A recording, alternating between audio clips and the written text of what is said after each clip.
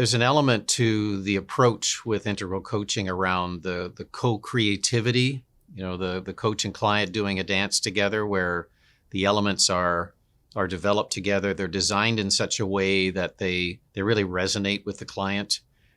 They work for the client. Even the design of the practices have to fit into the client's everyday, right? They have to work and they have to be seen to be directly linked to a specific muscle or skill that the client wants to develop in order to make progress on the topic that they're working on. I wonder if you could talk a little bit about the impact of the co-creative nature of the methodology, the way the work gets done.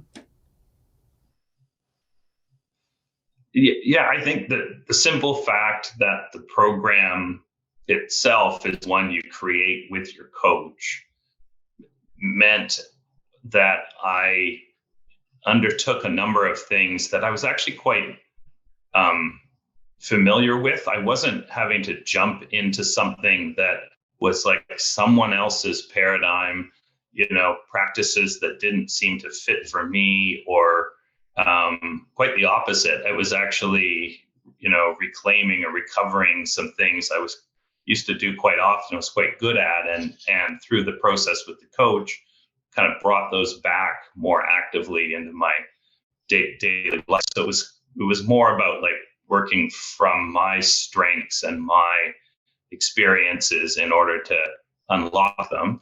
I think that the critical part was it just felt like you're building off of the strengths with also some accountability to my intention, which was to be, letting some things go and creating some space for what was new. And for me, that was the right mix.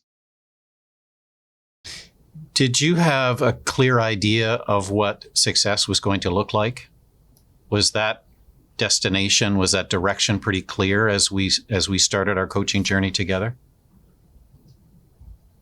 So yes and no, and that's a reason that I find that the work we did resonated so well for me was that the work was highly emergent. The work of the coach, the coaching journey was emergent, just as my work is emergent. You and I would show up for a conversation, not really knowing what the conversation was going to be, directionally knowing kind of probably have to go this way, but not having a structured 60 minutes. There was no lectures, there was no training portion to it. It was discovery work.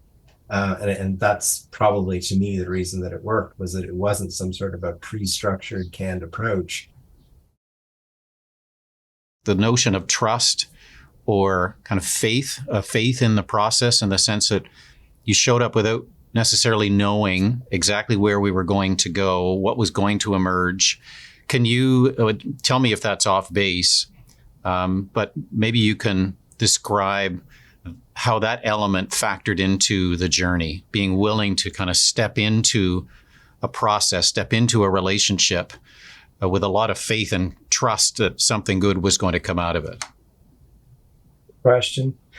So the word I would use, rather than faith or trust, although they're both close, the word I would use would be hope. Is that when I do my work, I am always holding hope for my clients, even when my clients are kind of hopeless about what they could possibly do to make things different. When I would show up for work with you, I was always holding hope that there was a space that we would find that would give me the illumination, the insight, and the path forward.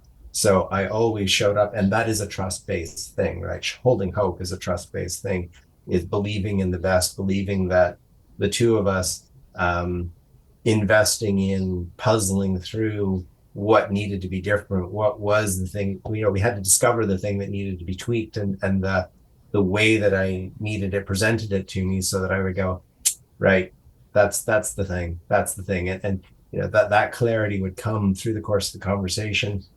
And for me, it was just the simple act of holding hope that between you and I, both focusing on getting there, we would, and we did.